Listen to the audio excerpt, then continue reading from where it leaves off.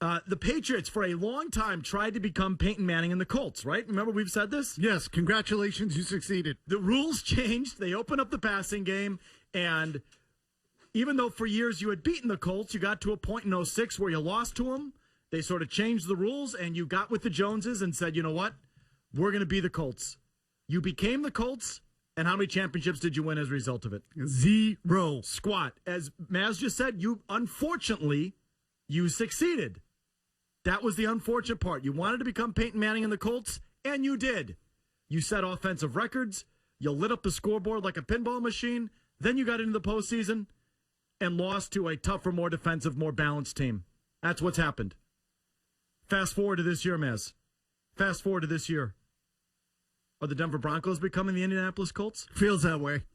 In this sort of setting up, I mean, how long have we been saying they've become you? And you became them to start the whole thing. How long have we been saying, well, that was great. We developed this offense and we started to try and win like the Colts, but what does it want us? Why can't we go back to the way it used to be, where Peyton Manning set the records, but we played better defense and we won the big games that mattered? That's what we've wanted for years, right? That's what we've been saying, at least you and I, and I know many others as well. Well, fast forward to this year. Who looks more like, quote-unquote, the Indianapolis Colts? Isn't Peyton Manning and the Denver Broncos going right back to where they were from the year 1999 to 2009, whatever it was? Yep. And what are you becoming? Aren't you sort of morphing back into that team that faced the Colts in those years and was the tougher, more balanced team and won those games? So if you're a Patriots fan and you're watching that Broncos team and you don't want to get depressed, that's what I would do. I would think of it in those terms, and I don't even know if that, and I think it might very well play out that way. Beatles already making a face. What does that all mean, Mike? What do you mean, what does it all mean? So what's the end game for the Broncos if they don't win a Super Bowl? I'll tell you what it means. Because the Patriots, when they became that team, did get there twice. Peyton Manning has won a Super Bowl. So just because you didn't win a championship that way doesn't mean that the Broncos could ultimately be better than you. Okay, and look, that's a fair assessment of it, Beetle. It's not like there has never been a quarterback-centric team like that has won, right? Yeah, there's no absolutes. Right, there are no absolutes. I'm just trying to tell you that, generally speaking, this is how we've viewed the Patriots. And I think it's accurate to say that they became too offensive and they lost their balance and they tried to become the Colts. And unfortunately, they succeeded. And that's why they've been a 500 playoff team, Beetle, since 05. I mean, it's not just the championships or not. They have turned into the Colts where they get these divisional games at home almost every year. And, they're not all that successful in them. They've been a 500 playoff team since 05. Look it up. Okay, and just to add on that, as I was watching Denver rip apart the Raiders last night, just as they basically ripped apart everyone they've played, you know what thought crossed my mind? I'm glad the Patriots aren't that anymore. I'm glad. Because, honestly, I've seen it. I don't get excited by that. It's almost too easy.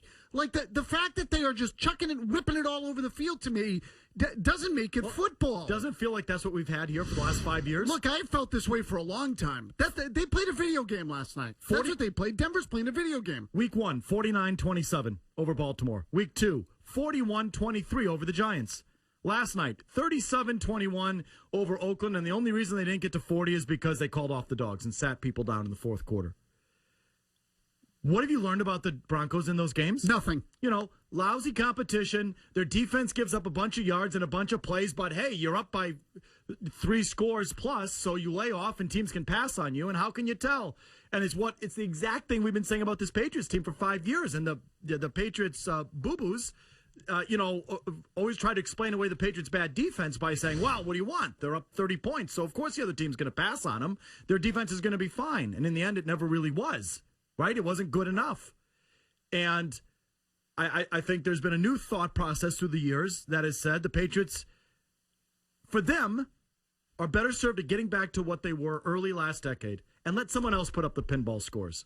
And so, again, who knows how it's going to play out, Beetle? I'm just telling you, this is a way to rationalize what you're seeing in Denver. Okay, and the other thing is, and I'm sorry, Beetle, the other thing is we've been here before. We've seen this before from Peyton Manning, and how has it worked out for him? See, and I did look at it last night, and I said, you know what? They won't win it. I felt the same way about them. Remember what I said about the Dodgers when the Red Sox play? That team will not win it. Something ultimately will get screwed up because they're a bunch of nitwits. And I feel that with Denver, I feel like, look, their offense, awesome. Great. It's great to watch. Video game, excellent. They won't win it playing that way. If they win it, it'll be because of something else. It'll be because their defense steps up unexpectedly or they get a running game, but they are not going to win it that way. That crossed my mind watching them last night, and honestly, I've decided I'm rooting against it. Like, I cannot stand... Hold on, you're going to root against Welker? I'm rooting less against Welker. And it's going to be hard for you because you want to root for Welker to prove the Patriots wrong on that one, and I feel you on that one. But you don't want... it's going to be a tricky one now. Philosophically, I'm rooting against this Denver approach, is what I'm saying. The idea of... Manning went 32 of 37 last night, Mike. Against a horrible team, and their defense gave up 27 points, and you walk out of that one and you say... who has any idea? How does that travel, as you were saying yesterday, with the Patriots defense? And it's the exact same thing we ran into year after year here, and it ended up not being good enough. And, it was great for the fantasy players, and it was great for the highlights, and your quarterback set records and your passing game set records. But at the end of the day, that's really not what you were when you were winning it all, and you were a 10-0 playoff team. They won the first 10 playoff games under Brady and Belichick and have been 500 since. When you were 10-0, you were a team that didn't play like that. And so now, maybe not designed, but you are going back to sort of playing like that. And Peyton Manning is once again putting up numbers in the 40s every week, and the whole league and the whole world is a gaga for Peyton Manning and his records. And you know what amazes me about it still? How intoxicated people get by it, particularly the team that has that power, right? Like Elway and Manning in Denver right now. They are drunk on this passing game. Like they are intoxicated by it. So much so that they can't see that ultimately that's not going to be enough. That alone will not be enough to do it. I'm sorry, Beal. You wanted to jump in a couple times here? Well, I just think that it's two extremes, and I think the Patriots might be guilty of this too. When did offense become bad?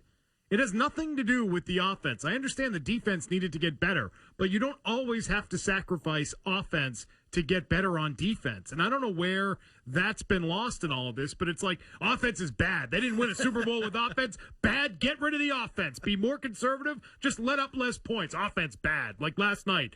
Scoring 40-plus points is now a bad thing for your team? That's ridiculous. To me, the Patriots defense is getting better. They're making improvements. It also wouldn't hurt if the Patriots beat the Buccaneers 41-3 on Sunday instead of 23-3. It would have been great. So offense is not bad. We don't have to root against offense now. Yeah, I just think, though, that it reaches a point where at some stage you become imbalanced. It becomes too much, and it's the only thing Why can't you be good on both sides of the ball? Can. You don't need balance. You can. Hold on, let me jump. You can? You can? You can what? You can. I see. I don't know if you can, Beetle. To answer your question, you say you can be that kind of team on both sides? Not really. Not really. Look at it.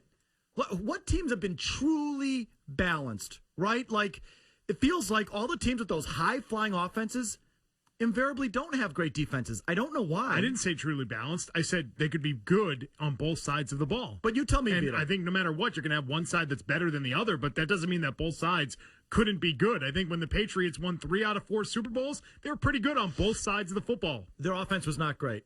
They were pretty good, but their offense was That's not. what I just said. No, you said. I said they were good.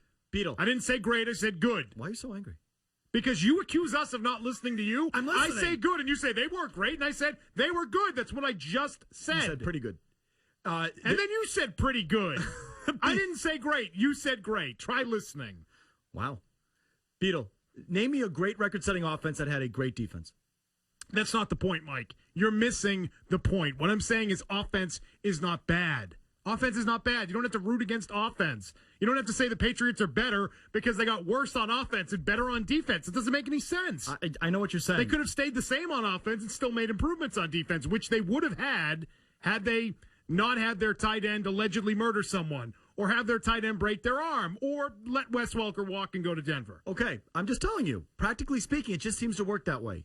You take on the identity of maybe your best unit, or if you have that kind of quarterback and that sort of passing game, your whole just intangible identity sort of drifts towards that thing. I'm just trying to tell you, Beetle, those great Rams teams had a good defense, but not a great defense. That wasn't their calling card. Just go through history.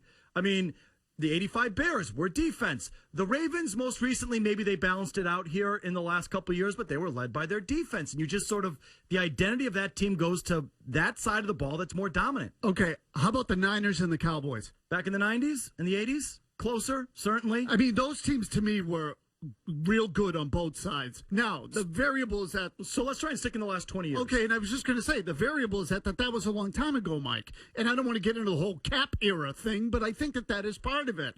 I just think the whole thing, you win a certain way, and identity's a good way to put it. And so do you win by outscoring people? Do you win by keeping the game low scoring?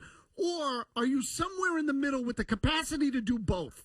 And you know what? I like the team that's in the middle with the capacity to do both. Okay.